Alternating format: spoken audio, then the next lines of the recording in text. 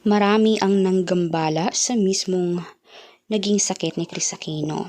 Viral ito mula noon pa man dahil sa 5 taon na pag-struggle niya sa kanyang sakit ay hindi ito malulunasan. Marami talaga ang nanggigil na sana naman ay makarecover na ito si Kris Aquino dahil marami na ang nakakamiss sa kanya. Tila nga sabi ni Kris, minsan ay nawawalan talaga siya ng pag-asa. Dahil minsan nagagaling siya, babalik naman agad, na pila parang kakaiba talaga ang sakit na meron siya. Mas masakit pa umano ang ulo niya kadalasan at nanginginig ang kanyang buong katawan. Ang pangangayayat ng kanyang katawan ay sanhi ng kanyang sakit. Ang sakit na meron siya ay tila parang hindi din makikita sa iba. Tila parang siya talaga ang pinagkalooban nito sa dami-dami ng tao sa mundo.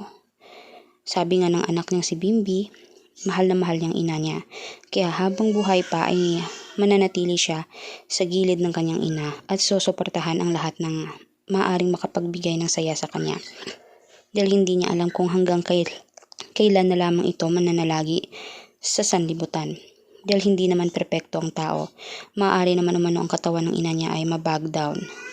Kaya marami ang naantig ang mismong kwento ni Kris Aquino sa kanyang buhay. Marami ang naiiyak, kahit ang mga anak niya hindi talaga makapaniwala na ang best mom nila ay halos mamatay na.